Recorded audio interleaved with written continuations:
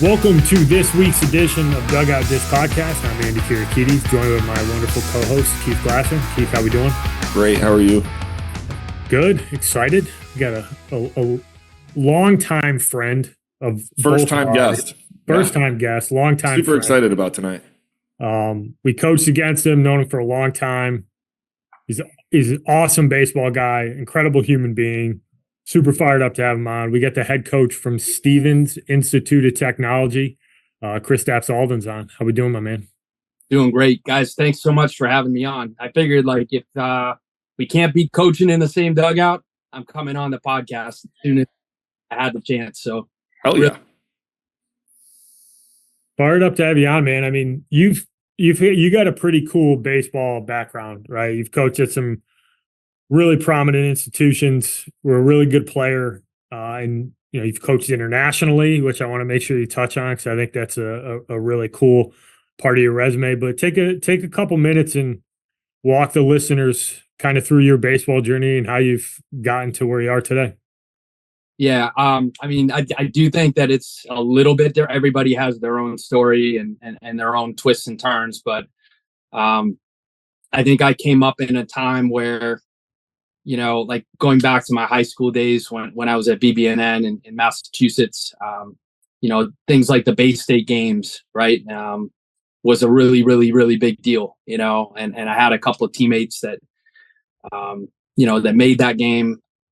I really didn't have any kind of summer team affiliation, right? And to be quite honest, I wasn't even sure if I was going to have the opportunity to play college baseball. I sort of had my dream set on playing NBA basketball, which, being that I'm 5'10" and like a minimal vertical leap was probably would have been better for me to focus on baseball a little bit more than I did. But my perspective, which was like so thrown off, I was barely playing in high school. I had no idea, how good our high school team was at the time. And, I was playing Legion baseball because that was really the only place where I was getting any kind of meaningful playing time. And I was really fortunate. I know this name will ring true for you guys, but Coach Rick Forestier, who was at BBNN all those years, and Thayer, and now has moved on to Duxbury. He was a huge influence on me, and just believing that I could play in college, and helped me out a lot. He actually recorded my this is a sign of how old I'm getting, because he put together like a VHS recruiting tape. Remember when we used to do it like that? Oh yeah.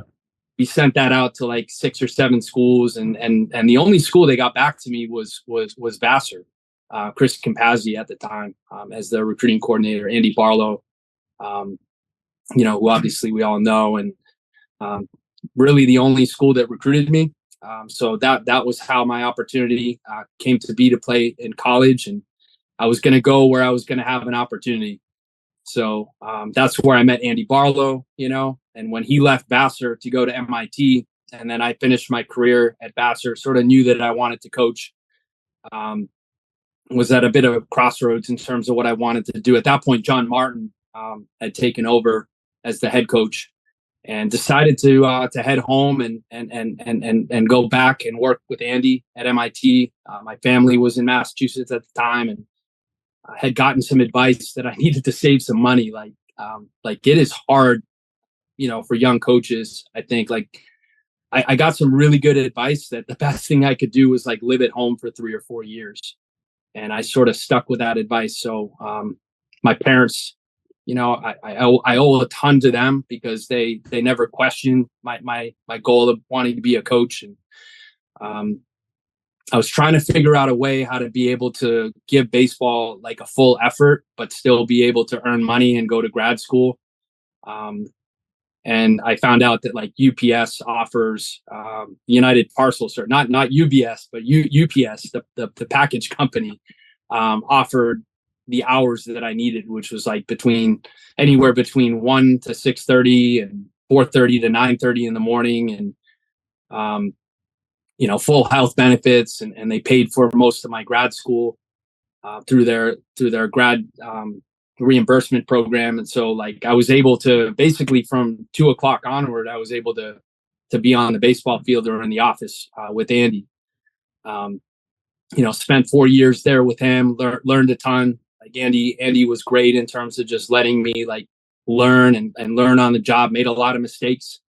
And then at that time, I sort of befriended Coach Walsh at Harvard, was always working their camps, was sort of hanging out in the office, met Tom Larico, and Coach Walsh used to have these huge binders. He used to send out those cardstock questionnaires. So I literally would be in the office, like leafing through all these questionnaires because he would let me recruit, or try to recruit all the guys that Harvard wasn't pursuing. And just eventually, like, I sort of laugh about it, but like they basically were like, you're here a lot anyway, so why don't you come and coach with us? And so that's sort of when I went over and started the opportunity at Harvard and spent 1 year there as a volunteer, and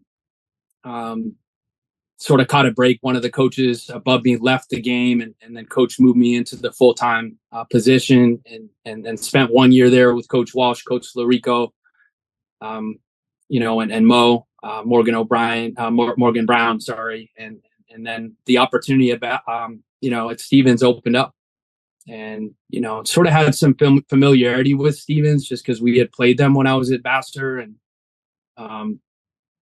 knew a couple of my buddies from Vassar where I graduated were working in Hoboken or nearby. And so I knew the area a little bit, had been coaching in this engineering world at MIT, and sort of felt like I was going to be able to recruit effectively there. So that's when it opened up. I think I applied on the very first day, and then 13 plus years later, I'm still here. So it's really an amazing place, and the time has gone by so fast, but it's a great place to be, and also where I started my family. So this is home.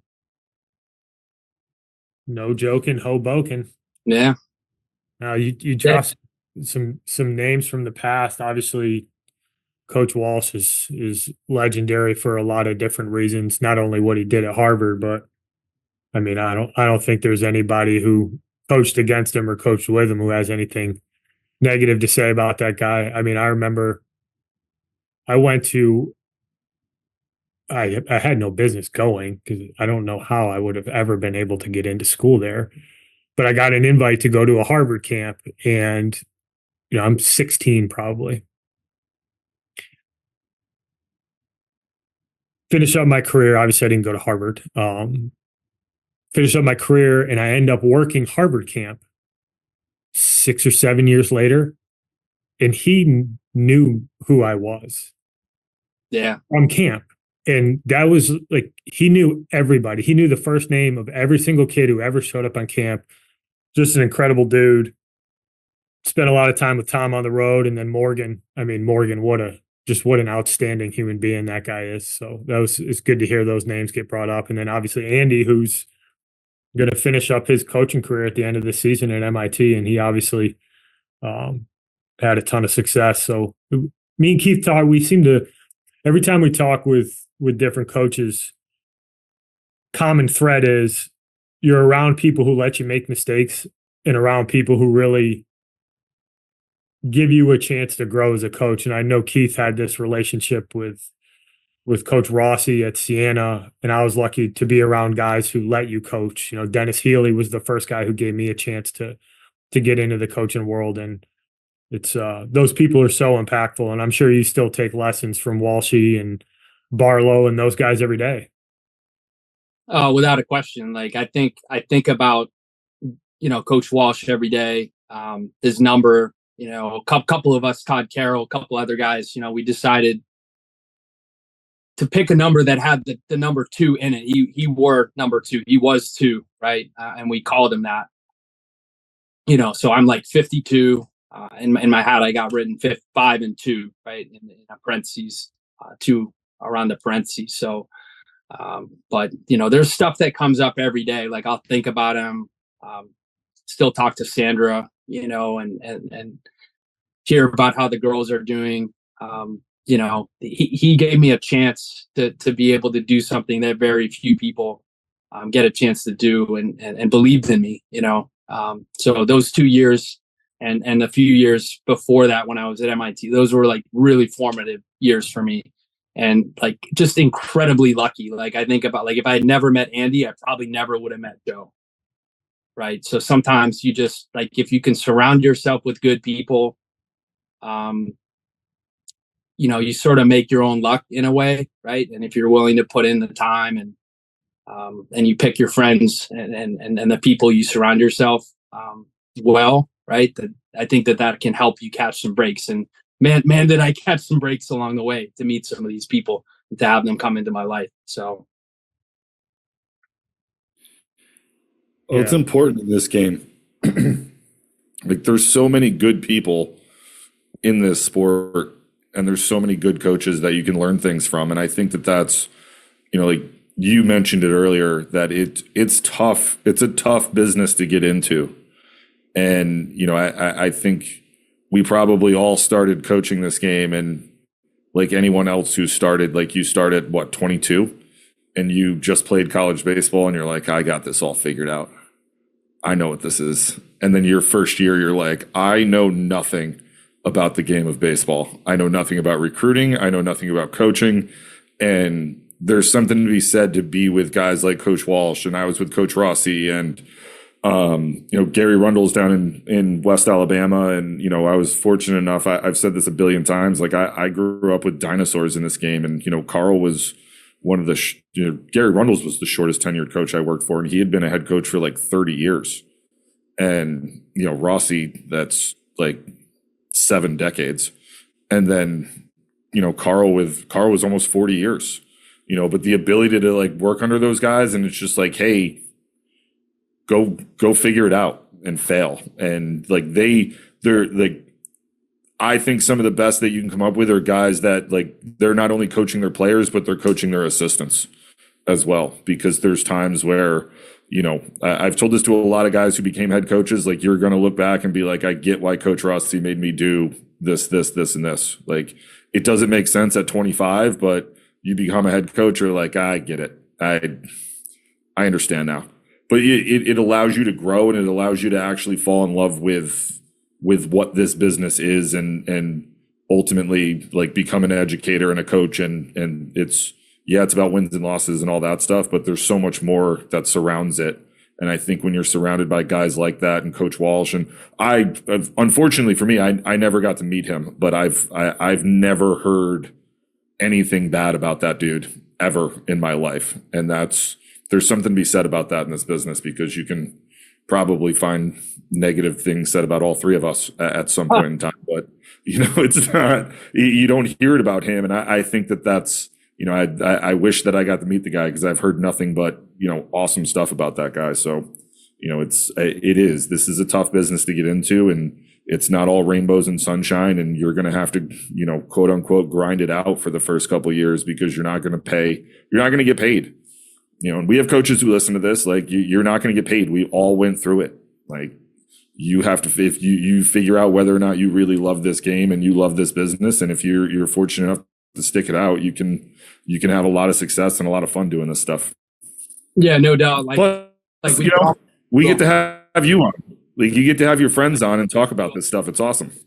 Yeah, exactly. Like, I was gonna say, like, you could do a whole podcast on Coach Walsh, and you mentioned about like how hard it was to get into the industry, how hard it is.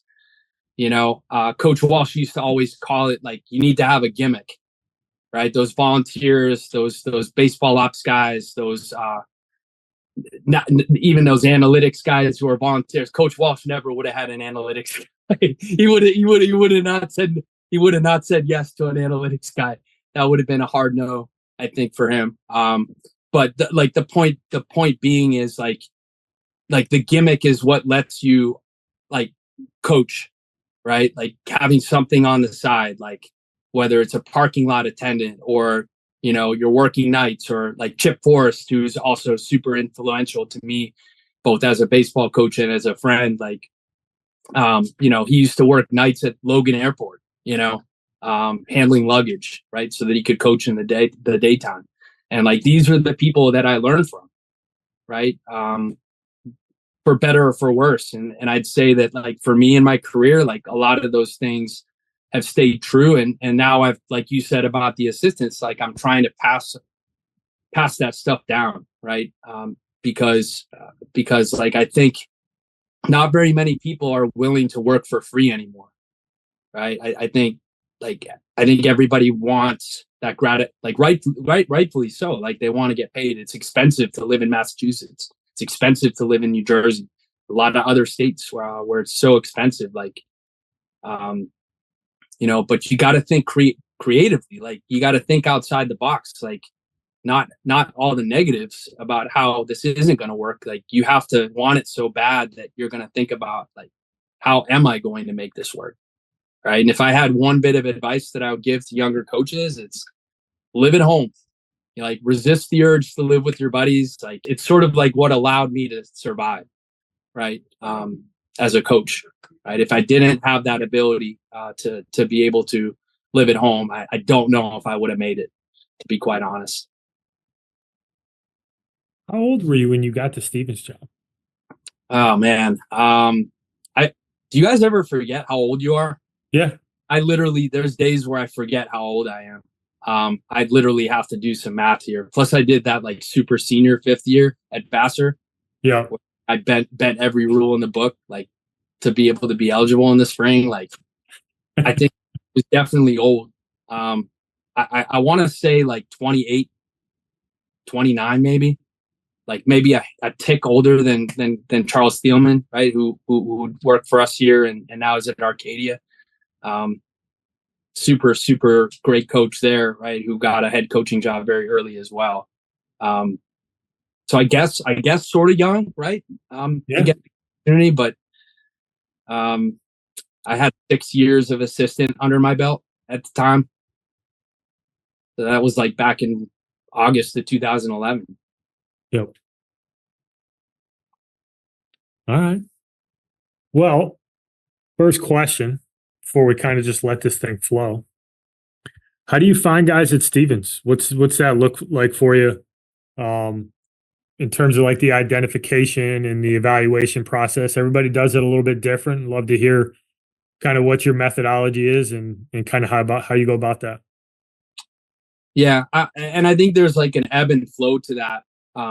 It's changed a lot, right? Since 2011 till now. And you also had a stretch of time there where during COVID, right, where we had some pretty strict rules and we're not even able to leave campus hardly at all, if even, to be able to go out and see games. And we actually learned a lot, I thought, during that time.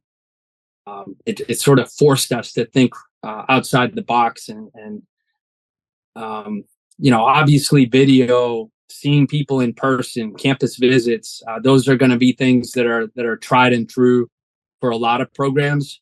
But in a nutshell, like, the way that we try to do it, the way that I've always tried to do it, again, learning from some of the people that I've had come into my life as a coach, like, you just don't stop until you find what you're looking for. Like, in a nutshell, that's what we try to do.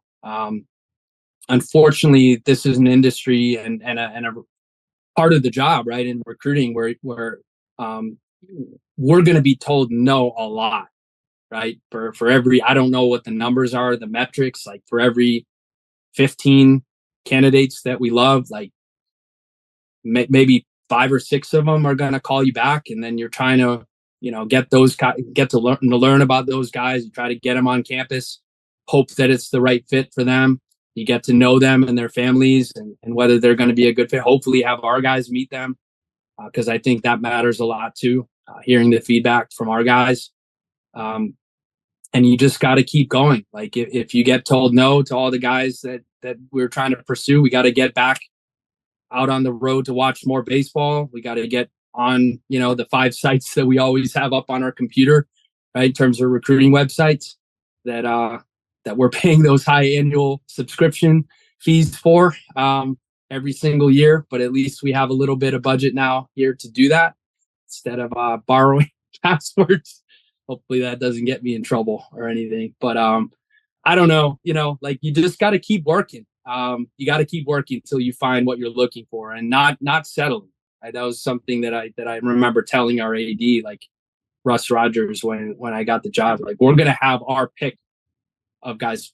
People are not gonna pick us, right? We're gonna pick our candidates that we think are a good fit, and that's gonna start the day that I become the new head coach. So hopefully that went over well with him.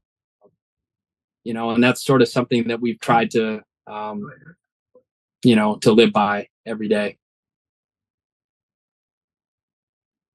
When you go to the identification portion, I mean, you've been doing this for a while now. I mean, if I'm doing my math correctly, like you've been coaching for 19 years now. Do you feel like you lean towards kind of your network of coaches?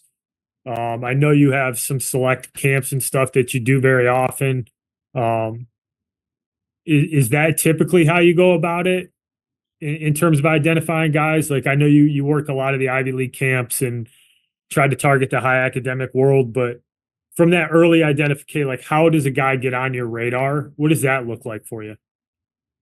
Yeah, I mean, there's definitely some events that we're gonna go back to time and time again, partially just because of relationships, partially because we know that it's going to be a good fit, or it's going to give us access to see kids that are going to be in the academic range that we know that we need to get. And I think, as we all know, like, we've all coached at these schools, we sort of know what we need to find academically, right? So, and if we're going to go to a big tournament and there's a lot of teams, you have to do a lot of advanced prep work. Otherwise, if you're going to go in blind and you don't have a plan, it's going to be really hard to be able to come home with a list, and you're definitely going to miss out on some guys that you could have identified if you could have been a little bit more prepared. But some of those events that you mentioned, like the Harvard camps, Columbia, right? I think I've worked that camp every single year. Harvard every single year, Columbia every year, except for the 2 years that I was at Harvard.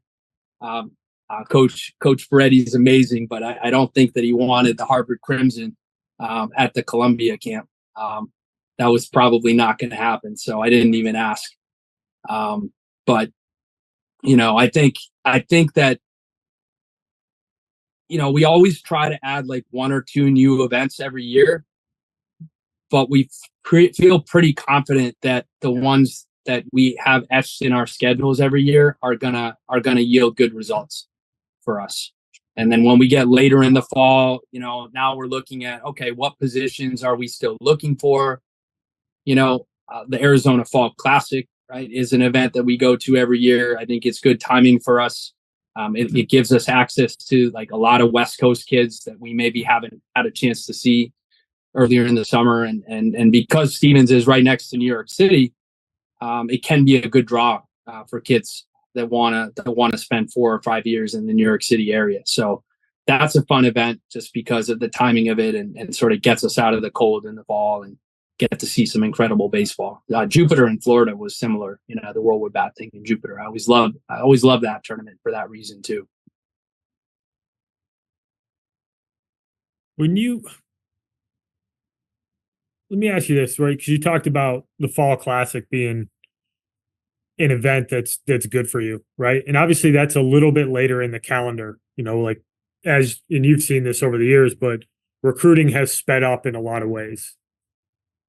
Talk us through kind of the timelines that you work under recruiting at Stevens, in terms of when you really get serious about a kid, when do you start trying to bring kids to campus, when do you finish up your recruiting class? Because I think that oftentimes players and parents, they focus on the Division I timeline, which we all know can be earlier depending on the level of play within Division I baseball. But Division III baseball, that timeline's a little bit different.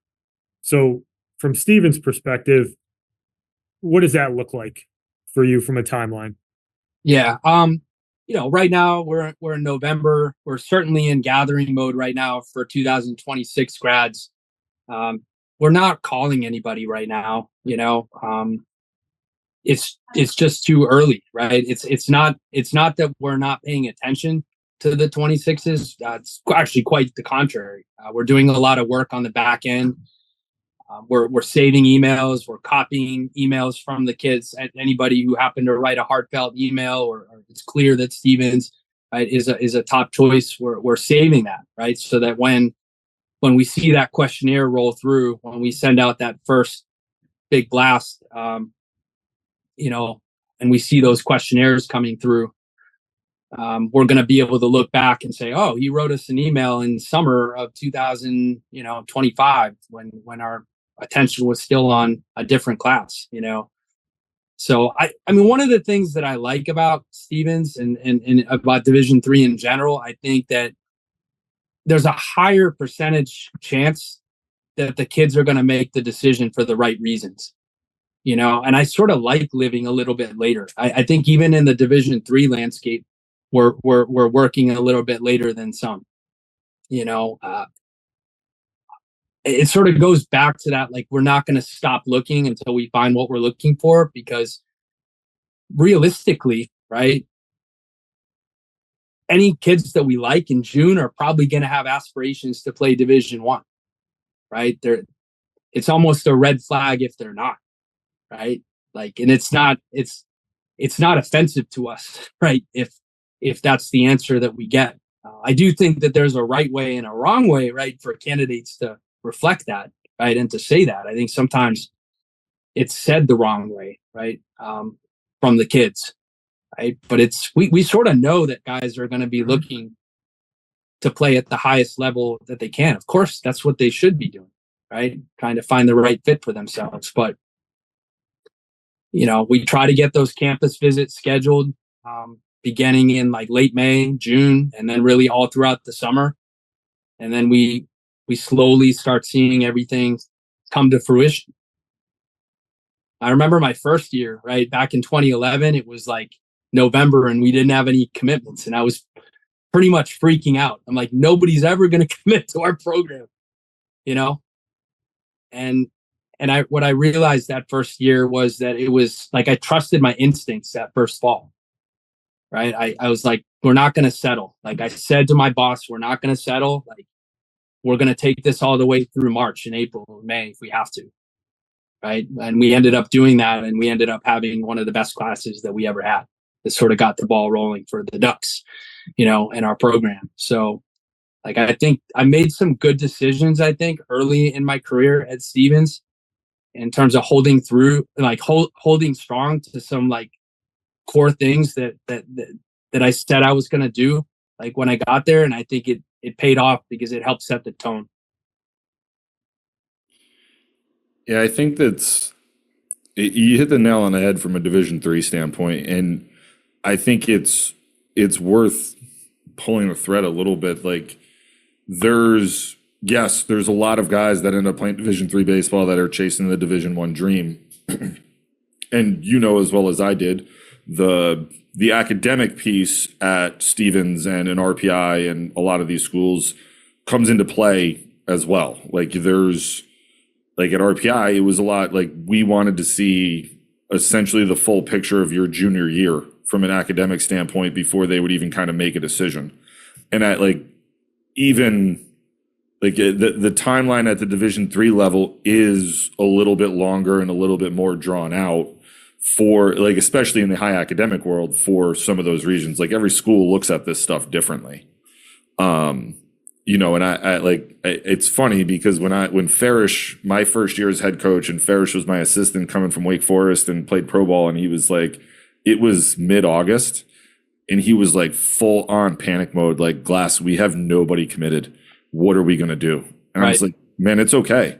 Like, this is completely normal at this level. Like, it's perfectly fine. We have offers out to kids. We've had kids visit. Like, we're going to land some of these guys here in the next couple of weeks, but like, we're not signing guys in July of their junior year going into their senior year of high school.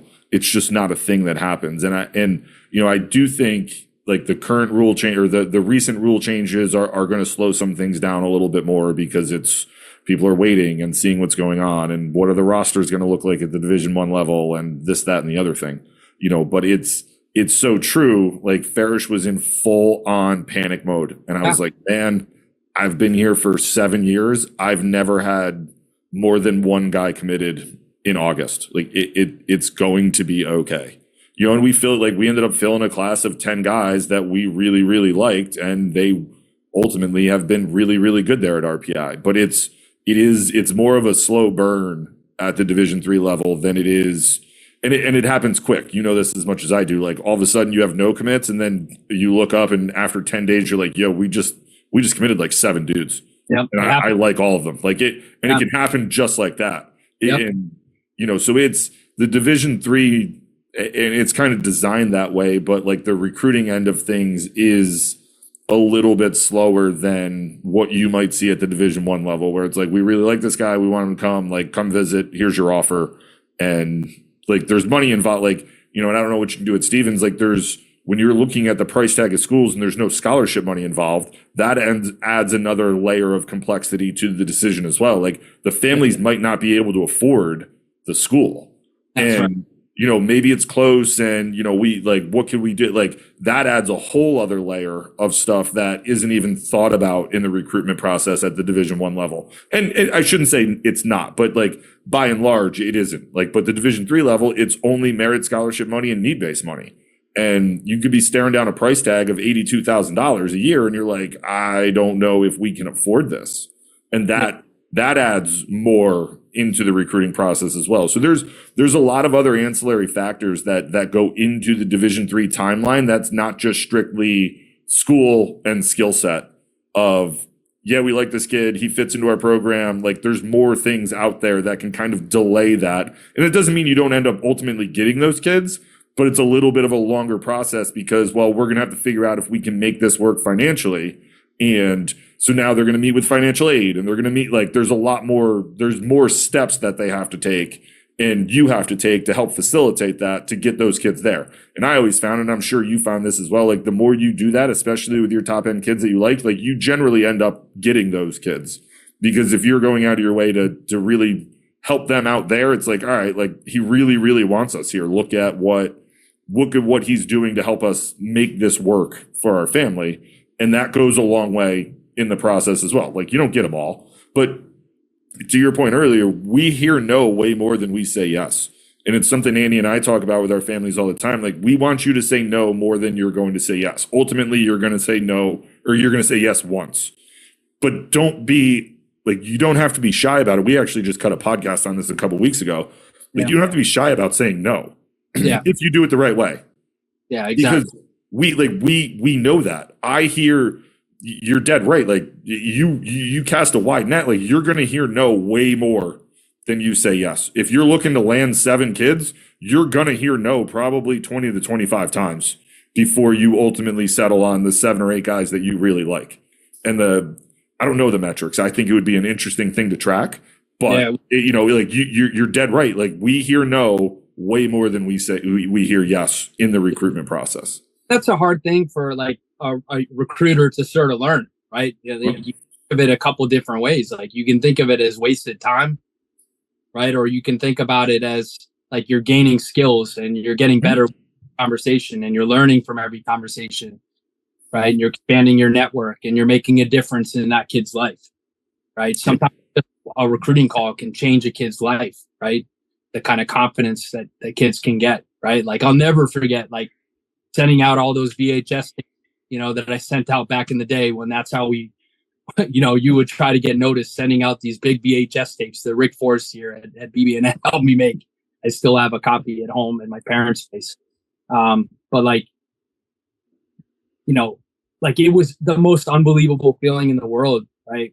When Vassar called, like Coach Campazzi at the time, like when he called, like it changed my life, So I try to remember that, like like being, like I was really close to being a tryout candidate. I was barely playing for my own high school team, right? And I think that's also something that I think in recruiting, like we try to remind our guys, right? Like obviously there's some guys we recruited. We also have some tryout candidates. Like deep down, we're cheering for those guys. We want guys, to come out of that, group. Because like you said, we're going to say no to a lot of guys we're going to be told no as well, right? But sometimes there's candidates that will still come to the school. They'll still try out, right? And we've said no to them all the way along the way. And deep down, I think I wish all of our recruits every single day could keep some of that tryout candidate in them, right? Like, I think you learn a lot about like trying out for a team, and not making a team, or trying out and making a team. But it's all in terms how you go about it. Yeah, the no thing from the coach's perspective is an interesting one, because a lot of times they're silent no's. Yeah, It's that too. It's not calling a kid. It's not responding to an email. And I know Keith is really good about this, and I wish I was a little bit better about it. But the responses to emails is something that I think a lot of coaches pass off. But a lot of times the no that we make as a coach is we forget what it's like to tell somebody no, because a lot of times we're not telling a kid, no, you can't come here. It's just happening because we're not going to call them, or we didn't think they were good enough in that workout. But these kids have to tell us no. And you have to remember as a coach sometimes that, you don't always get what you want. And to your point, early on, I struggled the same thing at Vassar when we got told no a lot. My early years there with John is you got to learn something from it. Is there a different way to approach a kid? Do you need to get to know the kid a little bit more before you get a little bit farther down in the recruiting process, so that you can make sure that he's hearing the information that's going to be valuable to him? And, you figure out how to have those conversations. I mean, at the end of the day, when you're 23 years old, you're not good on the phone. Exactly. You're not good at talking to kids. I mean, you got to learn how to do some of that stuff. And I think it goes the same way when you're a player, is that you got to learn from your mistakes. You got to learn from your conversations. You got to get better at those conversations. And, it's no different for coaches. I think sometimes that gets lost in the shuffle. Oh, totally. Yeah. Like when you're talking about coaches and like trying to develop as a recruiter, like I remember we used to drop call scripts, and I actually, now that I think about it, it actually would be a good exercise to go back and do that again years later, but like with anything else, like preparation is key. Right. And you mentioned learning from mistakes, and, the more you do it, and, really the same could be said for interviewing, right? Interview prep for jobs and stuff. Like, you got to practice, you got to do the mock interviews, you got to find somebody that can practice with you. Right. And it's that 10,000 shots theory, right? Like, if you take 10,000 shots, you're going to become an expert or whatever. Like, I don't remember what the exact saying is, but, it's really like with anything else, like preparation and practicing, like is gonna help yield better results. Nah, it's funny you mentioned that, because it goes back to, when I started at RPI, aside from all the other jobs I did when I was an assistant, but like I worked in admissions at RPI. And I've talked about this on here a little bit, but like the admissions team, like you have to do mock info sessions, and you're standing up in front of people, and it's a totally different arena to coaching. Like you're not speaking to your players, you're speaking to potential families and kids who want nothing to do with athletics and want to know everything about the school. And like, you have to know it inside and out, and getting comfortable knowing those things that you have absolutely no idea about, and then being able to speak about it publicly. Like, it made me a better baseball coach. It made me a better public speaker. It made me, I became like a one-stop shop for our student athletes, but I was better on the phone, because now I'm, you forget as you start to get older what it's like to be 15, 16, 17 years old. And then when you can interact a little bit more, like you start to kind of be able to figure out what works and what doesn't work, and how you can approach those things. And it's, it was a turning point for me in my career from a coaching standpoint of being able to like I always had confidence in being able to speak publicly, but I became so much better and so much more sure in the things that I was doing. And it was like, I owe a lot to to Karen Long and to Nick Rosato and the people there that like really helped me through that process. And it made me so much better there. And the point that I'm trying to make is like, you're 1,000% right from a coaching standpoint, even like a kid standpoint. Because how many times have you gotten on the phone with a kid and there's like no questions? And it's the first time that they've talked to a college coach, and you know that they're nervous, or there's like the family sitting in front of you in your office, and it's like pulling teeth to get those questions out because they've never done this before. There's no reference for them to know what this is supposed to be like. And you can tell the difference to the kid that like the first time he's on visit and then the kid who's on like his fifth or sixth visit. And it's like, yeah, this kid's squared away. They have all the questions down. But like, I could probably guarantee you that he wasn't that good on the first visit because they're learning as this goes. And I think it holds true for kids and it holds true for coaches. Like, you need to learn what does and what doesn't work. And some things work with some families and some things don't work. Like, you have to kind of get that feel as you go through this as well. But, you know, I think you're 1,000% right. And it goes both ways for families and for coaches to be able to kind of figure this stuff out as you go. And because you're not like, you're not the same coach that you were in 2011. You know, like you're not the same baseball coach. You're not the same person. You're not the same, like, and like there's life experiences in there, but like, it's just that if you break it down to baseball alone, you've learned so much over the past 11 years. And like, we know this, when you become a head coach, like the buck stops with you. And that can be a little overwhelming for some people when you first get that job of like, oh my goodness, no one's coming to rescue me. Like, we got to figure this out, you know, but and I've seen it. Like, you know, I think you're a phenomenal baseball coach, and I think you're a phenomenal recruiter. And I think that you can see it statistically and you can see it from a wins and loss standpoint, but like you can see how much better you've gotten at your job over the course of the last 10 years. And I think it's a testament to you, but it's also a testament to what we're talking about right now. I appreciate that. You know, like, we're learning every day, right? Every day we see something new. And, you know, the day you stop learning, like the day I stop wanting to learn, right, I should probably get out, right? Because I'd be doing the kids injustice, right? I'd be doing injustice. So it's just lifelong learning, right? ABCA promotes that, you know. Again, like a lot of the people that I came up in the industry with really preached like going to that convention every year, right? Watching the videos, you know, going out and meeting people. And like, I think there is no better like association in sports than the ABCA. Like, there's not even close. Right.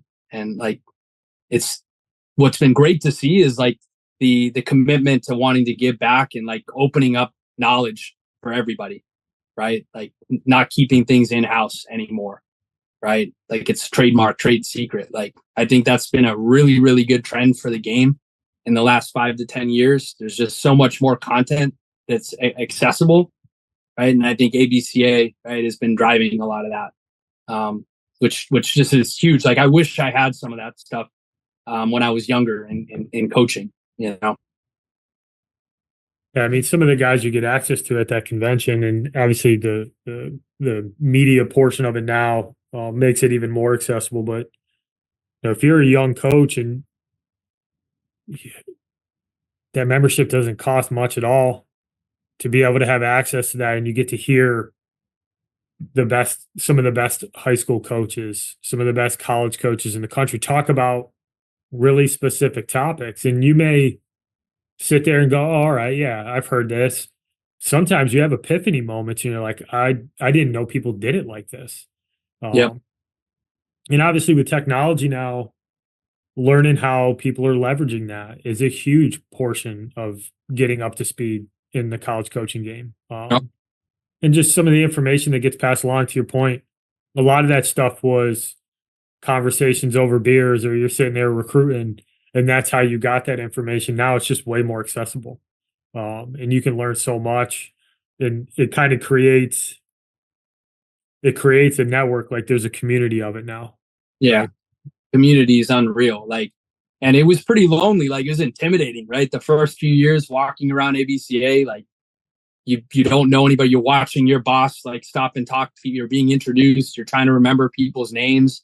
And then by the third year, you're walking around like, now like 4 or 5 people. You're running. And then 5, 7 years later, like every time you turn around a corner, you run into somebody that you know, right? A high school coach you had a conversation with about a recruit, a coach that you worked at a recruiting event on the road, a head coach that you had a chance to sit in on their practice, right? And like it gets really, really fun the deeper that you go in, right? Because your network begins to grow, and it's I owe a lot, right, in my career, like to that community.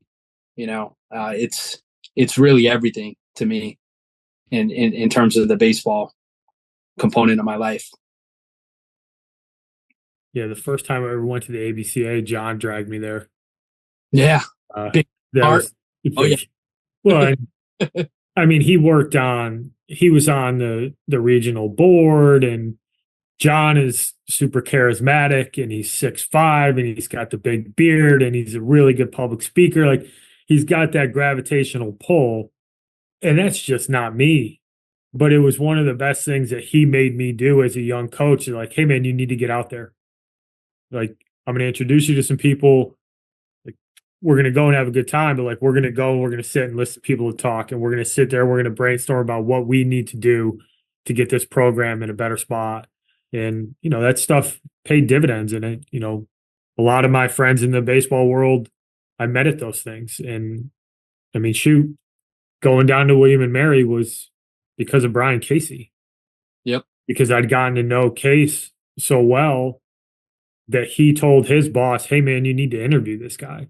Yep. And it wasn't because of the convention, but that's where I met his father. That's where I met his two brothers. Yep. That's where I got the chance to spend a bunch of time with different people. And, it's a really good resource for young coaches. 100%. Yeah. Like, I think you also mentioned something that got me thinking, like it's about those people that were willing to put in a word for you, but they did that because you earned that reputation. Right. Like, so I think that's another really good thing for younger coaches, right, is like integrity and, building your reputation and being consistent. When you're out on the road, you want to find a balance between working hard, but also, in my opinion, right, I always tried to like talk to coaches, and maybe that was some of it was just me and my personality, but like, I wanted to come across as hardworking, but also like likable, right? You know what I mean? Like, and I think that, you just want that reputation to keep growing, right? And then you get to that point where somebody like, will put in a word for you for a job, or you've worked a camp for 7 straight years and you put in a good effort every single time, and then an opening opens up at that school, and they think of you, right? They think to interview you, maybe even hire you, And I think John, like you mentioned, John Martin, that's probably our like most common tie, right? Me and you, Andy, like, I mean, like the guy ended up being the officiant at my wedding, like that's how deep that relationship goes. Although he hasn't been picking up my phone calls lately. So I don't know what's going on there, but I guess it's hibernation time in Maine, That's right. But you're right, and I want to take it just a small step forward. Like, you're dead right from what you want to do from a coaching perspective, and it holds true for both coaches and players. You also want to. You don't want to do something if you're because as a head coach, let me spit this out. My brain's working too fast, and I don't know why. Like, you're always like you're evaluating other assistants when you're on the road recruiting just as much as you are players, right? Like there's a lot of times when I would and I started paying attention to it as I got closer to being a head coach, and then when I became one, like, you work some of these events and you talk to some of these guys or you watch them and you're like, man, that's not really how I would want my program represented, or no, that dude's really squared away. Like, I'm gonna write that kid's name down and make like if a job comes open or like I need an assistant, like I'm either going to reach out to that guy, or if he applies, like that's like I've seen enough where I'm like, yeah, no, I think that kid would be a really good fit. And it's also from a recruiting standpoint too. Like, you want to make sure, and I don't want to sound like an old person here, but like, you want to make sure that you're putting your best foot forward when you're at these events. And it's not to say that you can't, walk onto the field in shorts and put your baseball pants on, or like you hit in the cages with shorts and then change over, like whatever, man, it's summer ball. But like, you do want to look the part, you do want to put forth good effort when you're on the field. Like you don't want to, like you do want to run hard 90s. You do want to get on and off the field. Like those little things, and it's not the make or break, but if you do enough of those little things wrong, you're going to get yourself crossed off a list. Because it's like, wow, throws his helmet, doesn't run hard, takes really bad at bats, like what poor body language, all of those things. And when it comes down to it, if like your talent's there, but the other guy has talent and he does all of those things right, like we're going to go with the guy who does all those little things right, because it's not something that we have to worry about and or teach into you when you get to college. And I think that those are things that get missed and glossed over a little bit in the process, because you can go on Twitter and you see all the, they do all these negative things and blah, blah. And I think it's a low hanging fruit sometimes to go after 14 and 15-year-olds who have absolutely no idea what they're doing. But at the same time, there is some truth in it of like, yeah, show up and like, don't go get loose in the outfield wearing Crocs. Like that's not something that you should probably be doing. Like put your turfs on or your cleats and go throw. Like you warming up in Crocs or flip-flops shows me that you're not necessarily that serious about what it is we're about to go do. And it's little things like that that I think kids can start to understand that, hey, college coaches pay attention to this stuff. Like not only do we pay attention to the recruiting process, we pay attention to it in our programs. Like name me a time that one of your players has gone out and warmed up in the outfield with Crocs on. Huh. Yeah, I don't know. I lost you there because I don't think that I've ever observed that. I think I'd have a pretty hard time. Yeah. My styles are changing, and I'm getting older. So maybe in 10 years that'll be the. They'll have Croc cleats in 10 years, and then we're gonna be then we're all screwed. Maybe we can start that business. Hey, I'm in. I'm always down for a good business idea, Taps. Yeah, there you go. Speaking of some of that play hard stuff, it's a good question for you, Taps. We had a guy on, Anthony Silkwood. He's a pitching coach at Jacksonville State, and actually Eric Suplee, who you know well. Oh yeah, got us hooked up with Anthony, and we used to ask this question, like, what are red flags in the recruiting process? But Anthony, he flipped it upside down and he said, I don't do red flags. I look for green flags. What are some of the things that fire you up when you go see a kid play? And then maybe more importantly, what are some of the green flags that you have with interactions with kids, whether it be phone calls, visits? What are some of the things that you value that are less tangible than a 60-yard dash or how hard a kid throws? Talk us through that. And what do you guys look for? Yeah, definitely. It's a great question, right? And one that sort of makes me think a little bit. I think first and foremost, I'll start by saying, like, we've had some success recruiting some guys who come from really good programs that maybe didn't play right as much. Now, I'm not going out and saying that that's something that we first and foremost will look at, but there's a lot of really good programs in New Jersey. There's a lot of really good programs around the country, the warm weather states, and really all over. Right? You can find incredible high school programs. The thing about those types of guys is they've probably been coached pretty well. They've been around really good players, just like I was in high school. And perhaps most importantly, right, they're going to be able to handle the adjustment to college a lot better, right, than somebody that is all conference, all state, right, all region, number one pitcher, right, and then he comes in and he thinks he's going to play all the time, and then he looks around and he realizes he's not the best guy anymore, right? And I know that it's a weird way to answer that question, but we committed somebody in our 25 class this year. We recruited him because of all those things, and he knew how to pitch out of the bullpen, right? Which a lot of kids in high school don't, get a chance to do because they're always the best player on their team. So I think sometimes we're looking at things that kids would never think, right, that we're looking at, right? Obviously, talent is critical. Fit is really critical, right? This year with outfielders and catchers is a good example, right? We're just not really in the market for right-handed hitting outfielders. And really not in the market at all for catchers, because I think we nailed it with our 24 class. And it doesn't mean that all the guys that we passed on are bad players. Hardly, right? I bet you we're going to play against some of those guys, and they might even make us regret it. But I think you could be doing everything right, but if it's not the right fit, then unfortunately you got to expand as a high school prospect. Like, you need to expand your list, so that, because I think a lot of kids will like keyhole themselves into one or two schools, and like everything might look good on paper, but the fit might not be there.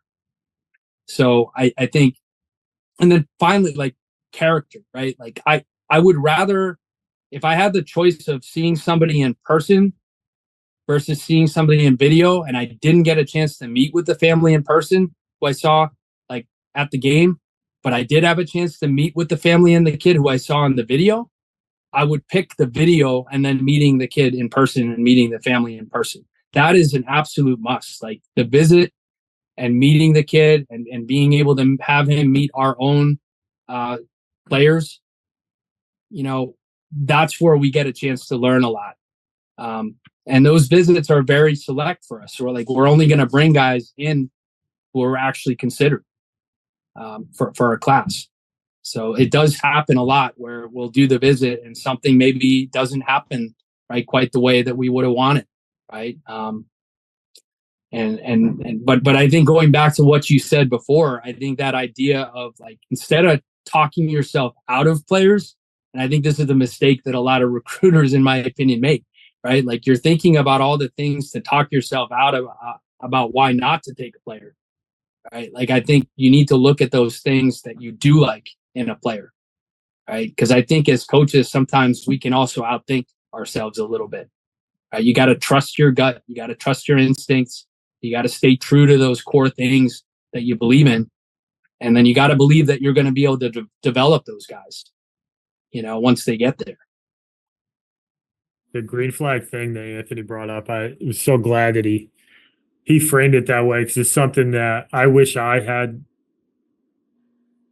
taken that view earlier on in my career, right? Because to your point, and I know Keith echoes this sentiment as well, is that if you want to find something wrong with a kid, it's not hard.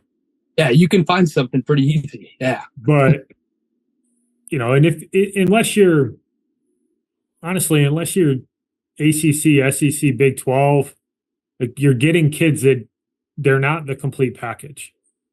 So honing in on the things that you value and that a kid does really well, I think it defines programs in a lot of ways, right? And everybody's criteria might be a little bit different, but if you look at what a kid does really well first, and then where his deficiencies are, you can look at, all right, well, that deficiency is in a certain place. I can make that better, or I can't make this kid better in this particular place. But if it's not something that I value, then what's the big deal? If a kid's arm strength behind the plate isn't quite what I need it to be, but I value receiving, I value blocking. I know that we put a huge emphasis on pitchers being able to hold runners. Maybe I'm not so worried about the arm strength, but the kid checks every other box.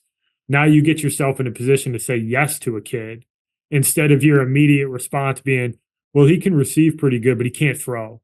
So I'm not, and there's a lot of young coaches and guys that we talk to that do that. And I think that at times you can miss out on a really good player by not looking at what he does. And I think some of that comes as you get a little bit older and you really define what helps you win games and how you've won games in the past. And you have kind of a blueprint of, like, these are the types of guys that I recruit. And you go and find guys who check those boxes, as opposed to eliminating kids for one tool that they might not have. Well, he doesn't run quite well enough. Well, not everybody runs a 6'6", but he swings the bat really well. He's really good at playing catch. He's got great instincts. It'd be a shame to cross that kid off the list because he ran a 6'9" and not a 6'6". Yeah.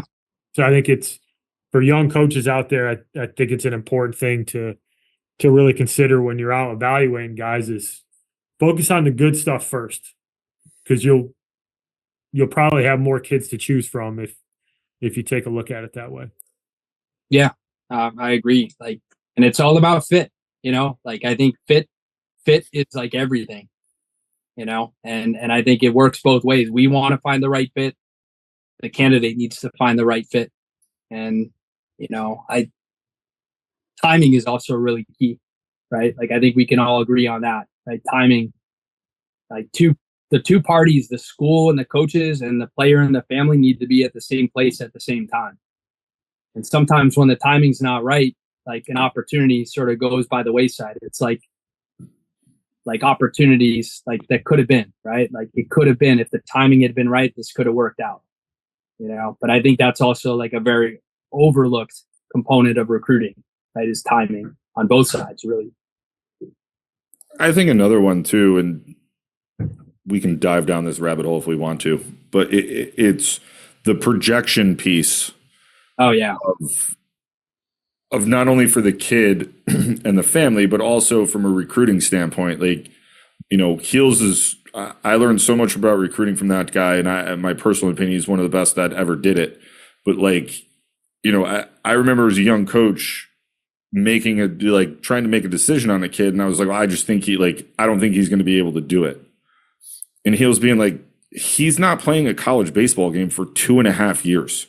You don't think that in 2.5 years of development from where he is now to where he could be, that he can't be on the roster and develop that kid into a player? And it was an aha moment for me where it's like, yeah, well, I guess maybe he could. And I think a lot of people get caught up in the what I'm currently watching right now, and I'm going to make a decision off of that. Not what am I watching right now and where could this kid potentially be if he continues to develop. And that gets into getting to know the kid. What has he been doing? What does he do? What does his development schedule look like? Like, what does all of that? How does that all work? And then you can make an informed decision. But if you're 2026 right now, you still haven't even played your junior year of high school. You were playing your junior year of high school in 6 months. And then you're going to go through a whole other year of development, a fall, a winter, play in the spring, and then you're going to show up on campus in the fall, which, oh, by the way, you're still not playing another college baseball game for another 7 months, where you're going to get hands-on. And we all know this, when you get to a college campus, you're playing baseball 24/7. So that development can really start to pick up even more when they get to you on campus. And I think a lot of times, people are like, well, I'm 83, 85. I think I'm just more of a Division III player right now. That's your floor. Yeah. If you just make incremental adjustments and you're 84, 86, your floor is Division III. But what if all of a sudden you're 88 to 91? Yes, you can still go play Division III baseball and be 88 to 91, but now you're creeping into the Division I realm from there. And you get caught up in the what's going on right now and not looking at the long game. From how does your development get you to the point that where you want to ultimately play college baseball? And then from a coaching standpoint, it's like, well, I'm watching this now and I don't think he can do it. Well, he's not playing baseball in college for 2.5 years. Think about how good he just got from 14 to 16. Think about what he could be at 19. That's a whole different argument. And then the flip side to it too is you might not need that kid to be really good his freshman year, but look at him and be like, hey man, that kid's going to be pretty good. If we can get our hands on him for a full year and a full year of a college weight room, this kid could be a monster for the next 3, for sophomore through senior year. And those things play into it. And there's a lot more, that I think, and this is why we do this podcast to kind of pull the veil back a little bit on this. The recruiting process is a veiled process. And those are decisions that I made. Those are decisions that you've made. Hey man, we can take a chance on this kid because we don't need him to be really good freshman year. If we can get him 40, 50 at-bats and get him into some games and get some, game experience under him, we need him sophomore year on. And you could take that chance because it's well, this kid's really good. And instead of trying to get a freshman the following year to fill that role, now I have a sophomore. And I'm comfortable in making that decision. And those are decisions that get made in the recruiting process. It might not be, it might not be for you to go to Stevens the following year, because it's not in the cards because they got somebody the year before. And that's just the way the world works in recruiting. But I think that there's a lot more especially from a coaching standpoint, on the development piece and the projection piece. And look, we don't hit it 100%. I said this a billion times on here. Nobody hits it 100%. We've not all recruited everyone we've recruited that become monsters and dudes. Like, it just doesn't happen. But when you can hit at a higher rate, because you start being able to figure out that projection piece, you start being able to put together really good teams that are really competitive, that can take you very far. And ultimately, that's what we want. We want to have super competitive teams that can play in conference tournaments, and, specifically for Division II Division III, but also for Division II, like, you have the legit opportunity to compete nationally out of Hoboken, New Jersey. And that's not something that you can necessarily say at the Division I level. Like, you legitimately can go and compete nationally at the Division III level in the Northeast, Mid-Atlantic, New England region. Because dudes do it. Teams do. You have. Like, you can go do that. And I can promise you that that's a far better student-athlete experience than saying you want to go play Division I baseball and getting your teeth kicked in sometimes. Yeah, I mean, projection. Yeah, I think I'm glad you brought that up, because, like, you're talking about projection. I think that is something that, like, it's part of the reason why I think coaching in Division III and recruiting in Division III sometimes can be a little bit more challenging. But to me, that's the part of the fun of it, right? Because like you're able to like find some guys, and I think Keith mentioned it before. Like, in 2 years, like, they may be playing baseball at a Division III school, but they've turned themselves into a Division I player. And I think, like, not everybody that we're going to recruit, we're going to look for that necessarily. But we're in a position here where when we have a little bit more say about how many guys we can bring in per year, right? I've worked at some places in the past where we only had 6 spots, right? Or 7 spots.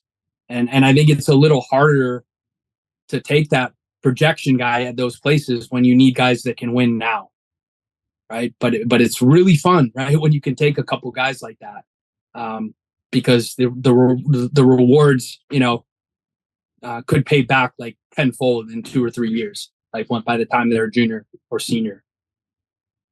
Especially if you can find the right kid. Yep, exactly. If you make a connection with the kid and you're like, you know what? Maybe he's a multi-sport guy. We were all multi-sport guys. He hasn't focused on baseball a ton. He hasn't been in the weight room a ton. I like the way he moves.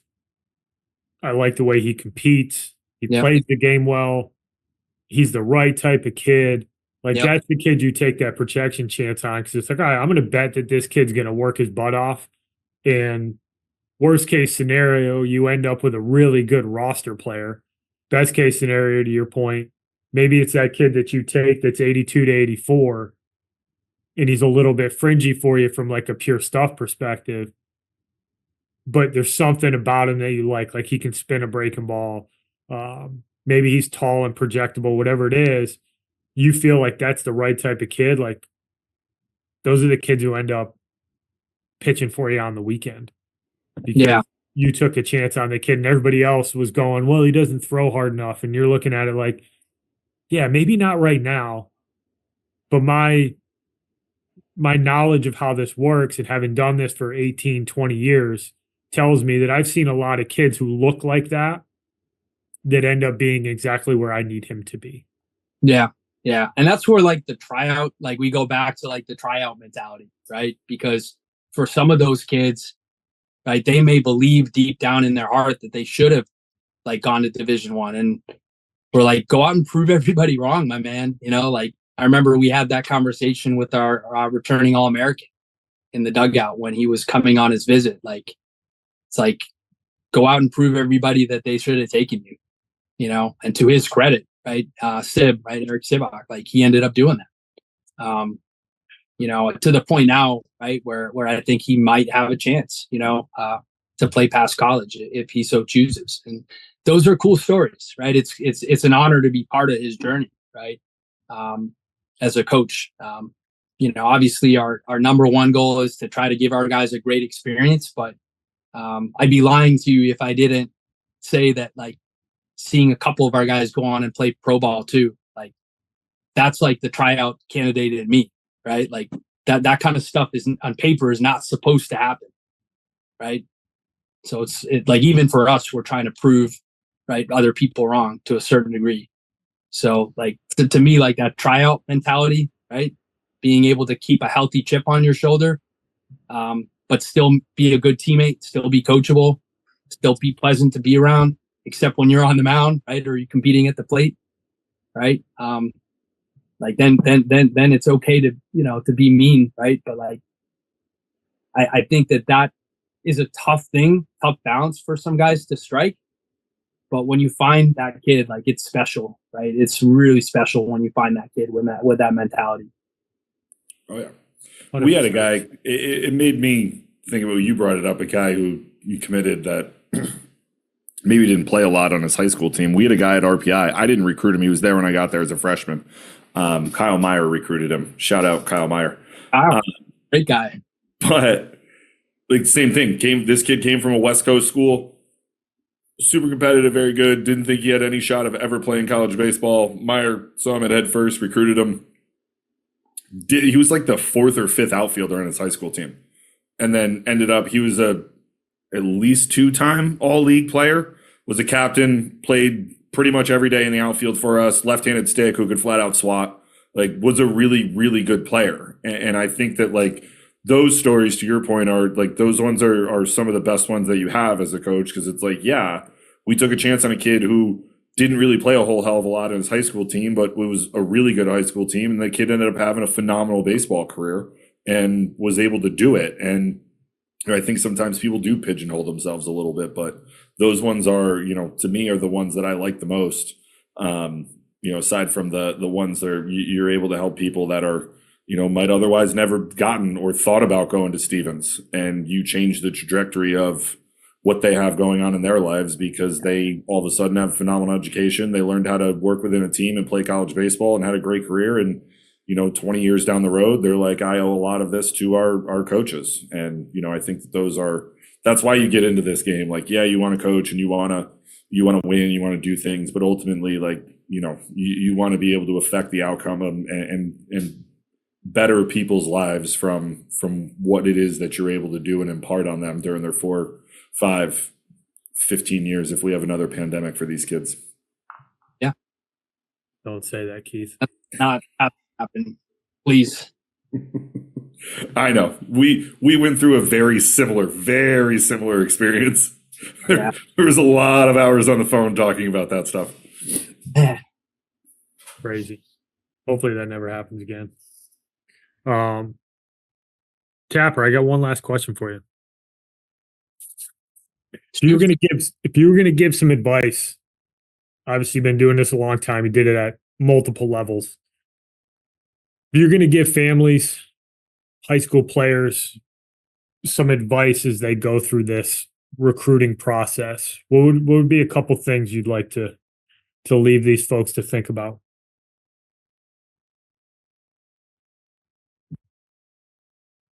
I think, like, first and foremost, make sure that you're writing genuine, like, when you're interested in schools, really try to make the outreach like genuine. I think a lot of kids do themselves a really big injustice, and cast themselves in an unknowingly negative, like, light when you can literally see that it's a copy and paste, right? Like, you literally can see it's a copy and paste, and, like, the name of your school is spelled correctly, but it's like a different shade color. And, like, as a coach, like, you just know right off the bat, he just sent that to everybody, right? He just sent that off to 10 schools. Like, I know that it's tough to type out, right? 5, 10, 15 different emails. But, like, this is the next 4 years of your life. I'm pretty sure that, right, that you can take the time to either learn how to copy and paste so that it doesn't give a dead giveaway, right? That it's a copy paste because of font color, right? Or format. Or just type the emails out, right? one by one. The decision is important enough to spend that time. And I think sometimes less is more, right? If that makes sense. Right? I think we get like really well written, lengthy emails where sometimes like it can end up being a bit of not a red flag, right? But it like you could have condensed that a little bit more and just make it a little bit simpler. Like put in the important stuff. Like what do you want to major in? Why is Stevens a school that you're interested in? What's your GPA? What's your class rank? What's your test score if you choose to submit that? A lot of schools are test optional now. What position you play, right? Put in the YouTube link and bang, right? Click send, right? Maybe put an extra sentence or two in there to personalize it and specify it to that particular school. Right? I think there's so much information right now, so much guidance that like sometimes less is more, and it can stand out actually that way. I know it's a little backwards to think that way, but and I'm guilty of that too. I write those long emails too. There's some people in my department I probably drive crazy, right? These long-winded emails. So we're all guilty of it, right? But you got to take a step back and think about how that's going to come across. Love it. You're the man. And then like just trust your gut. Like after you've done everything right and you visited, like there does come a point where like you got to trust your gut about what feels right. And hopefully you have good people around you, that you can ask questions and that they're going to support you. But like at the end of the day, it hopefully can be your decision. You did the prep, you did everything right? You did the research, and now you got to go with the place that feels right. I did that, whatever many 20 something years ago. And I'm so thankful that I did, it really changed the complexion of my journey in my life. Yeah. Something to be said about getting off of that visit and just having a good feeling and not second guessing. Because the grass is not always greener, and like you're rarely going to, for players, you're rarely going to find a perfect fit. Like you can always kind of like recruiting players. Like you can always find something wrong if you want to. Yeah. But if it checks a lot of the really important boxes, if it's a degree that's commensurate with the effort that you've put in as a high school player, if it's a coaching staff that is invested in you, that has taken the time to recruit you, that you have a really good feeling about the culture of the program, those are just two massive boxes. If you can check those two boxes and you know that you're going to be around a good group of people, a coaching staff that is going to put the time and effort in to not only make you a better player, but when you get done with that program, you're a better person, you're better prepared for the next stage of your life, and you're going to get a good degree that's going to help move the needle. If you're going to get a fair shake at that place, there's a lot to be said about those two pieces of the puzzle coming together. And, I think a lot of times guys get caught up on, well, what's their gear look like or how good are their facilities? Like I can promise you, when you look back, it's the people that are going to ultimately be what you remember. And if you get that really good feeling coming off of a visit, like that should tell you a lot about whether that school's a fit or not. Yeah, I couldn't agree more, right? Like making the decision for the right reasons, 100%. Well, Taps, you're the man. I'm glad we convinced you to come on. Yeah, you didn't have to pull too many teeth. No, we didn't. I just had to get you on the phone. My wife's the real MVP because she did the bedtime with the kids tonight on her own. So, all right, she gets the gold star. Thanks so much, guys. This was great. I'm glad to give back, and anytime I'd come here anytime you need me. You're the best. Thanks, Taps. All right, guys. Good luck this spring, man. We'll talk soon. Yep. Take care. Thanks for listening, everybody. Thank you for listening this week. If you're watching on YouTube, go ahead and hit that subscribe button and smash that like button for us. Check us out on Apple Podcasts, Google Podcasts, as well as Spotify. You can follow us on Twitter and Instagram at EMD Baseball. If you want to find out what me and Keith do to help families and players navigate the recruiting process, go ahead and check us out on emdbaseball.com. Take a few minutes to check out our new online academy. I promise you'll get some good information out of that. Thanks again for listening. Check in with you next week.